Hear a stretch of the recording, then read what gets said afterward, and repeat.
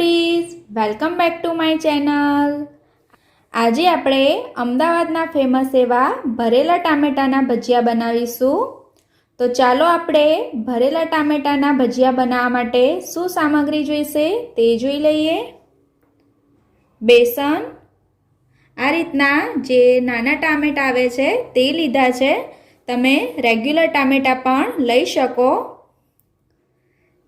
બેસનની સેવ આવે છે તે લીધી છે। એક મીડિયમ સાઇઝની ડુંગળી છે જેને આ રીતે બારીક સમારી લીધી છે। સિંગદાણા, ચોખાનો લોટ, છીણેલું કોપરું, લીલા મરચાં, તલ, સૂકા આખા ધાણા, કાશ્મીરી લાલ મરચું પાવડર, લીંબુ, ગરમ મસાલો, લસણ, આદુ, હિંગ, ગોળ, બાફેલો બટાકો, ધાણા, મીઠું, તેલ અને પાણી। તો ચાલો આપણે ભરેલા ટામેટાના ભજીયા કેવી રીતે બનાવાય તે જોઈ લઈએ। સૌપ્રથમ તો આપણે તેનું સ્ટફિંગ રેડી કરી લઈશું। તેના માટે આપણે એક મિક્સર જારમાં 2 ટેબલસ્પૂન જેટલા સૂકા ધાણા એડ કરીશું, 3 ટેબલસ્પૂન જેટલા સિંગદાણા એડ કરીશું, 1 ટેબલસ્પૂન જેટલી વરિયાળી એડ કરીશું, 1 ટેબલસ્પૂન જેટલું કાશ્મીરી લાલ મરચું પાવડર એડ કરીશું। આ બધાને આપણે દરદરું પીસી લઈશું। આ રીતે આપણે તેને દરદરું પીસી લેવાનું છે। પીસેલા મસાલાને આ રીતે આપણે એક બાઉલમાં લઈ લઈશું। તે જ મિક્સર જારમાં આપણે અડધો કપ જેટલી બેસનની સેવ લઈ તેને પણ દરદરી પીસી લઈશું। દરદરી પીસેલી સેવને પણ આપણે બાઉલમાં એડ કરી દઈશું। તમારી પાસે જો આ રીતે બેસનની સેવ ન હોય તો તમે શેકેલા બેસનનો પણ ઉપયોગ કરી શકો છો। આ ઉપરાંત જો ચવાણું હોય તો તેનો પણ આ રીતે દરદરો ભૂકો કરી તેને એડ કરી શકો છો। તે જ મિક્સર જારમાં આપણે આદુ અને લસણ એડ કરીશું। અહીં આપણે 7 નંગ જેટલી લસણની કળી અને 1 ઇંચ આદુનો ટુકડો લીધો છે। 2 લીલા મરચાં છે તે એડ કરી દઈશું। તેને આપણે સરસ રીતે ક્રશ કરી લઈશું। અહીં તમે પહેલેથી જ ક્રશ કરેલા આદુ, મરચાં અને લસણ લઈ શકો છો। જો તમે લસણ ડુંગળી ન ખાતા હોય તો અહીં લસણને સ્કીપ પણ કરી શકો છો। ક્રશ કરેલા આદુ, મરચાં અને લસણ છે તેને પણ આપણે મિશ્રણમાં એડ કરી દઈશું। 1 ટેબલસ્પૂન જેટલું કોપરાનું છીણ એડ કરીશું। 1 ટેબલસ્પૂન જેટલા તલ એડ કરીશું।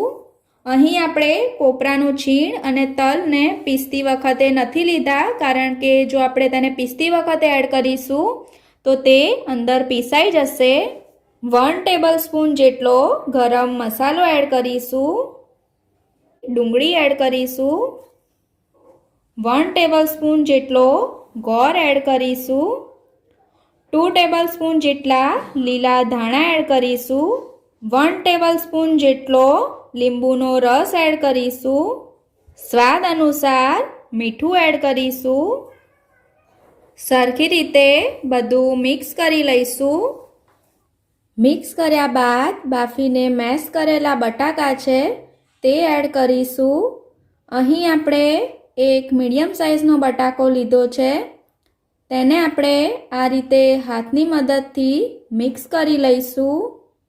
બટાકાને કારણે સ્ટફિંગમાં સરસ બાઇન્ડિંગ આવી જશે। અહીં આપણે બટાકાને બાફતી વખતે મીઠું એડ કર્યું જ છે, તેમ છતાં પણ એકવાર સ્ટફિંગ રેડી થઈ જાય ત્યારબાદ ટેસ્ટ કરી જો કોઈ વસ્તુ ઓછી જણાય તો તમારે સ્વાદ મુજબ એડ કરવી। સ્ટફિંગ રેડી થઈ ગયું છે। હવે આપણે આગળની પ્રોસેસ કરીશું। ભજીયા માટેનું આપણે ખીરું રેડી કરી લઈશું। તેના માટે આ રીતે એક ચાળણી મૂકી અને તેમાં આપણે 1 કપ જેટલો બેસન એડ કરીશું। 3 ટેબલસ્પૂન જેટલો ચોખાનો લોટ એડ કરીશું। ચોખાનો લોટ એડ કરવાથી ભજીયામાં તેલ નહીં ભરાય અને આપણા ભજીયા છે તે સરસ ક્રિસ્પી થશે. તેને આપણે ચાળી લઈશું. લોટ ચાળ્યા બાદ તેમાં આપણે સ્વાદ અનુસાર મીઠું એડ કરીશું. હાફ ટીસ્પૂન જેટલી હિંગ એડ કરીશું. સરખી રીતે મિક્સ કરી લઈશું. પાણી એડ કરતા જઈ અને આપણે તેનું થીક બેટર રેડી કરી લઈશું. જરૂર મુજબ પાણી એડ કરતા જઈ તેને આપણે મિક્સ કરતું રહેવાનું છે. આ રીતનું આપણે તેનું થીક બેટર રેડી કરવાનું છે. ખીરું રેડી થઈ ગયું છે. હવે આપણે તેને ઢાંકણ ઢાંકી અને સાઈડ ઉપર મૂકી દઈશું. ત્યાં સુધી આપણે ટામેટામાં સ્ટફિંગ ભરી લઈશું. ટામેટાને આપણે સ્ટફિંગ ભરવા માટે રેડી કરી લઈશું. આ રીતે ટામેટાને આપણે ઉપરથી કટ કરી લઈશું. ત્યારબાદ તેનો અંદરનો જે ભાગ છે તેને પણ આપણે દૂર કરી દઈશું, જેથી તેમાં સ્ટફિંગ ભરવાની સરસ જગ્યા થઈ જાય. આ રીતે તમારે ટામેટામાંથી તેનો અંદરનો ભાગ નીકાળી લેવાનો છે. આ જ રીતે આપણે બધા ટામેટાને રેડી કરી લઈશું. બધા ટામેટામાંથી આપણે વચ્ચેનો પલ્પનો ભાગ દૂર કરી લીધો છે. હવે આપણે તેમાં સ્ટફિંગ ભરી દઈશું.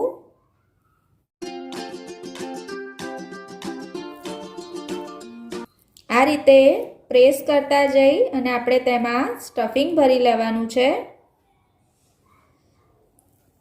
બધા ટામેટામાં આપણે સ્ટફિંગ ભરી લઈશું.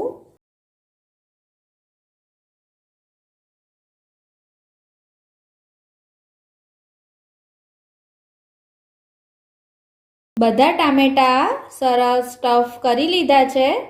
હવે આપણે તેને ખીરામાં ડીપ કરી અને તળી લઈશું.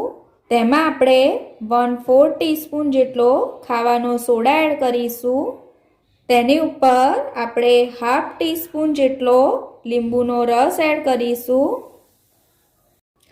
તેને આપણે 5 મિનિટ સુધી આ રીતે ફેંટી લઈશું. તળવા માટે આપણે કઢાઈમાં તેલ ગરમ કરી લઈશું. તૈયાર કરેલા ખીરાની મદદથી આપણે સ્ટફ કરેલા ટામેટા કવર કરી લઈશું. ત્યારબાદ તેને ગરમ થયેલા તેલમાં તળી લઈશું. ખીરું તમારે જાડું જ રાખવાનું છે, તો જ ટામેટા તેમાં સરસ કોટ થશે. તેને આપણે આ રીતે ફેરવતા જઈ અને બધી તરફ ક્રિસ્પી થાય ત્યાં સુધી તળી લઈશું. ટામેટા વડા તળાઈ ગયા છે. તેને આપણે એક પ્લેટમાં નીકાળી લઈશું. આ જ રીતે આપણે બધા ટામેટા વડા તળી લઈશું. ભરેલા ટામેટાના આપણા ભજીયા રેડી થઈ ગયા છે. હવે આપણે તેને સર્વ કરી લઈશું. તેને આપણે આ રીતે એક સર્વિંગ પ્લેટમાં મૂકી દઈશું.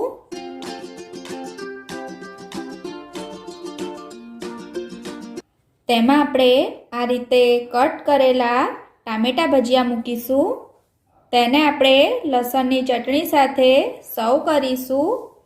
તો તૈયાર છે આપણા ટામેટા વડા. તમે પણ આ રેસીપી જરૂરથી ટ્રાય કરજો. રેસીપી કેવી લાગી તે કોમેન્ટ બોક્સમાં જણાવજો. આ ઉપરાંત તમે તમારા રિવ્યૂ પણ કોમેન્ટ બોક્સમાં શેર કરી શકો છો. તમને જો આ રેસીપી પસંદ આવી હોય તો વિડીયોને લાઈક અને શેર કરજો. હજુ સુધી આ ચેનલને સબસ્ક્રાઈબ ન કરી હોય તો સબસ્ક્રાઈબ જરૂરથી કરજો તથા સબસ્ક્રાઈબ બટનની સાથે રહેલા બેલ આઇકોનને પણ જરૂરથી પ્રેસ કરજો, જેથી નવો વિડીયો આવે તો તેનું નોટિફિકેશન સૌપ્રથમ તમને મળે.